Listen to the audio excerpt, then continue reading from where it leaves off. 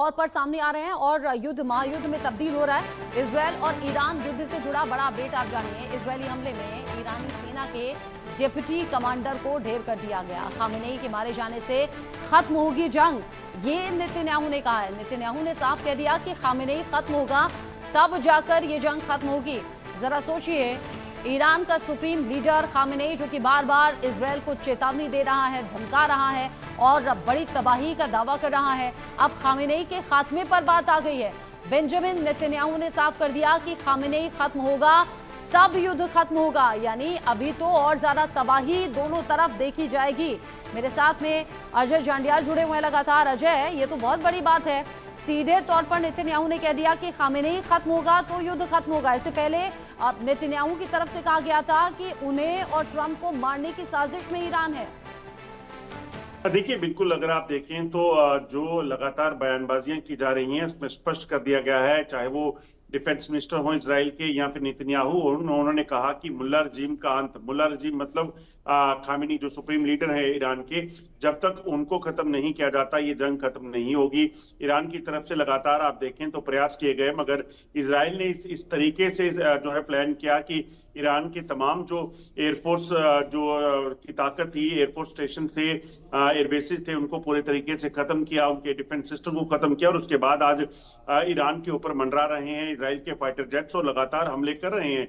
तो अब जो ताजा जानकारी है, इजराइल की तरफ से साफ कर दिया गया है कि खामेनेई को जो है वो खत्म करेंगे और इसके पीछे की वजह, क्योंकि खामेनेई का ही एक प्लान था कि वो ईरान को परमाणु युक्त जो है वो बनाना चाहते थे, परमाणु की परीक्षण करना चाहते थे और नो बम बनाने के लिए यूरेनियम उन्होंने इकट्ठा कर लिया था। इसी के इनपुट के बाद इजराइल ने हमला किया।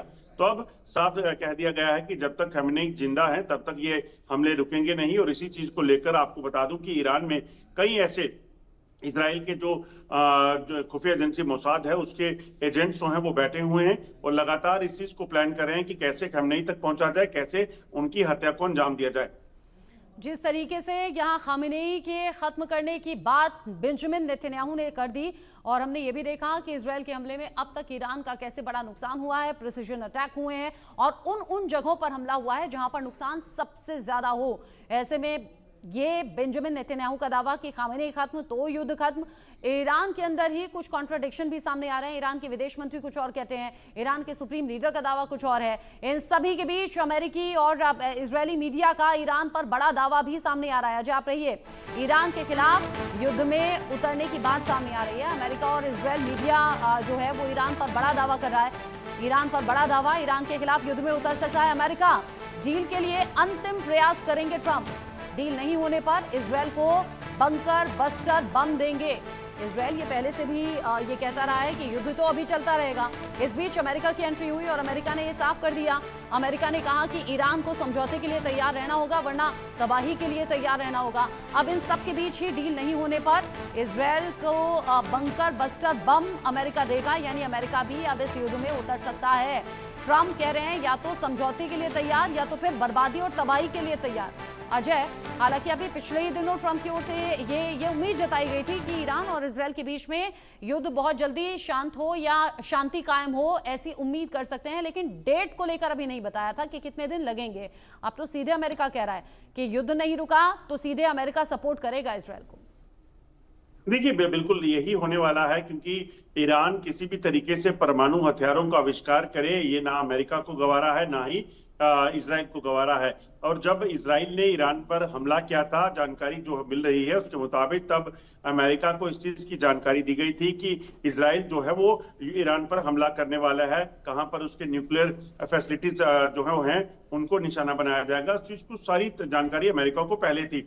ईरान ने इसीलिए कहा था कि अमेरिका अगर बीच में आया तो जो है उस पर भी हमला ईरान कर सकता है। मगर अमेरिका पहले से इस चीज को लेकर तैयार था और ईरान को किसी भी तरीके से न्यूक्लियर फैसिलिटी बनाने की जो प्लान है उसको नहीं किया कामयाब होने देगा अमेरिका और ईरान इजराइल, इसीलिए ये हमला हुआ था।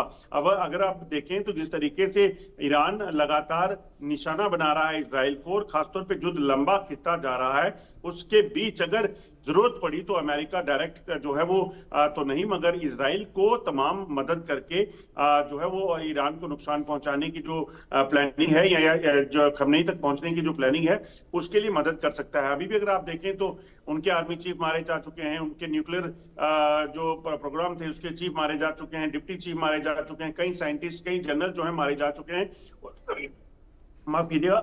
अब जो जंग है वो जंग बेसिकली पूरे तरीके से खमनेई की अपने अड़िग पर है। खमनेई का कहना है कि इजराइल ने उसकी संप्रभुता पर हमला किया, उनको नुकसान पहुंचाने की कोशिश की, जबकि इजराइल का कहना है कि जब पहले ही इस चीज को साफ कर दिया गया था कि इजराइल ईरान किसी भी तरीके से न्यूक्लियर हथियारों को जो है उसका आविष्कार नहीं करेगा, उसको नहीं बनाएगा, तो उसमें अगर वो कोशिश कर रहा है चोरी छुपे तो वो बर्दाश्त नहीं किया जा सकता, इसलिए उसके न्यूक्लियर ठिकानों को ही टारगेट किया गया था। मगर जब ईरान ने जवाबी कार्रवाई की तो उसके बाद ईरान पर जो है हमले किए गए, जिसको बाद में अगर आपको याद हो तो अमेरिका ने भी अप्रिशिएट किया था कि इजराइल को इस चीज के लिए रोकना जो है वो अच्छी बात है। और अगर ईरान अब बातचीत नहीं करता है तो यकीनन ये जो डिस्ट्रक्शन है वो ये और बढ़ेगी।